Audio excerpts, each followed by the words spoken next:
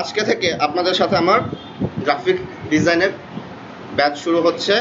আমরা যেটা বললাম, আমরা আশা করি যে শুরুতে যতজন আছেন শেষেও ঠিক একই দেখা যাবে, কমবেন না কেউ। আচ্ছা, পার্ট 1-এ আমরা যে জিনিসগুলো জানবো, অ্যাকচুয়ালি আমরা কি কি জিনিস শিখবো এখানে। মানে আমরা তো এখানে একটা কাজ শিখতে এসেছি, তাই না? যেমন ওয়ার্ড, এক্সেল আমরা হয়তো অনেকেই পারি। সো ওয়ার্ড, এক্সেল এগুলো কি একটা সফটওয়্যার।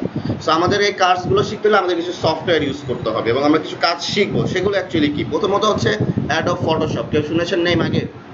কেউ কাজ করেছেন? একেবারে কারো টুকিটাকি কাজ করার ধারণা আছে? আছে? একজন পাওয়া গেছে। আর কারো আছে? থাকলে বলতে পারেন হ্যাঁ আছে। যাদের আছে তারা বলবেন যে আছে, হ্যাঁ। আর যাদের নেই তারাও বলবেন যে না। তবে আমাদের এই কোর্সটা কিন্তু বিগিনারদের জন্য, যারা কখনো ফটোশপ, ইলাস্ট্রেটর অন করেও দেখে নাই। তারপর হচ্ছে অ্যাডোব ইলাস্ট্রেটর, আমরা এটা শিখবো। প্রথমে ফটোশপ, দেন অ্যাডোব ইলাস্ট্রেটর, তারপরে ইনডিজাইন। ফ্রিল্যান্সিংটা আমরা সবার শেষে রেখেছি, বাট আমরা এই কোর্সগুলোর মাঝে মাঝে ফ্রিল্যান্সিং সম্পর্কে ধারণা নিয়ে নিব। ব্যাপারটা হলো এরকম যে আমরা হয়তো বা 5টা বা 6টা ক্লাস করার পরে আমি আপনাদেরকে বলবো কিভাবে অ্যাকাউন্ট করতে হয়। আপনারা অ্যাকাউন্ট করবেন, বাট কেউ কোনো কাজ করবেন, কাজের মন মানসিকতা নেবেন না যে আমি এখন ইনকাম করে ফেলবো, ঠিক আছে? এরকম না। ব্যাপারটা আমি একটু বুঝাই আপনাদের সহজ করে দেওয়ার জন্য।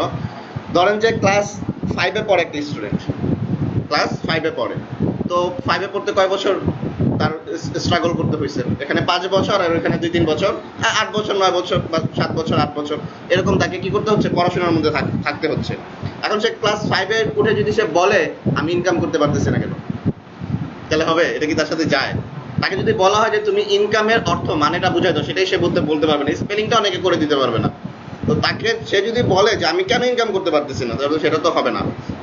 তাহলে দেখেন এখানে 8 বছর, অনেকে হয়তো বা অনার্স কমপ্লিট করেছেন, মাস্টার্স করতেছেন, অনেকে হয়তো বা মাস্টার্স শেষ করে ফেলেছেন, অনেকে ডিপ্লোমা শেষ করেছেন। তাহলে এই যে আপনার পড়াশোনা শেষ করার জন্য আপনি কতটা বছর স্ট্রাগল করেছেন, তাই না? নলেজ, এডুকেশন গেদার করার জন্য আপনি আপনার টাইম দিয়েছেন, তাই না? এখন আপনি চিন্তা করতেছেন কি যে আমার হয়তো বা কিছু করতে হবে যাতে আমি একটা সুন্দর ইনকাম করতে পারি, সুন্দরভাবে চলতে পারি, তাই তো? তাহলে এখানে কিন্তু আপনি অনেক টাইম কি করে আসছেন? স্পেন্ড করে আসছেন। এখন ম্যাক্সিমাম স্টুডেন্টের যেটা প্রবলেম হয়, ফ্রিল্যান্সিং বা শিখতে এসেই 2 মাস 1 মাস যাওয়ার পরেই মানে সে খুব হতাশ হয়ে যায় যে আমি কেন ইনকাম করতে পারতেছি না। তো আপনি জাস্ট এতটুকু মনে রাখবেন, এতটুকু চিন্তা করবেন যে আমি কিন্তু পড়াশোনার জন্য অনেক সময় স্পেন্ড করেছি, এখন পর্যন্ত আমি সাকসেস হতে পারিনি, ঠিক আছে? আমি এখনো পড়াশোনা, যেমন যে সেক্টর নিয়ে পড়াশোনা করেছেন সে কয়জন সেই সেক্টরে সাকসেস হতে পারতেছে, এটা একটা ব্যাপার আছে না? সেই ক্ষেত্রে আমি সেটা বললাম।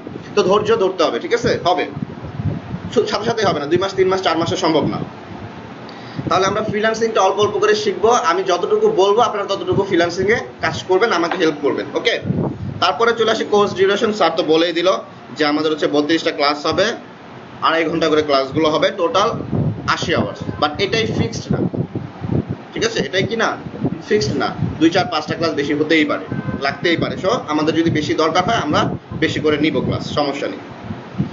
এরপরে চলে আসে আমার সাথে তো একটা যোগাযোগের ব্যাপার আছে, তাই না? স্যার তো আমার নাম বলেই দিয়েছেন, ঠিক আছে? এখানে আপনারা আমার ইনফরমেশন পেয়ে যাবেন, ঠিক আছে?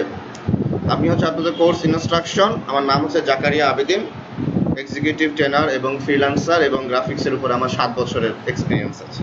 এবং আমি প্রায় 6 বছর হচ্ছে ক্লাসই নিয়েছি শুধু। এর আগে ড্যাফোডিলে ছিলাম, সো ড্যাফোডিলে এখন ক্লাস নেই না, এখন এখানে ক্লাস নিচ্ছি শুধু।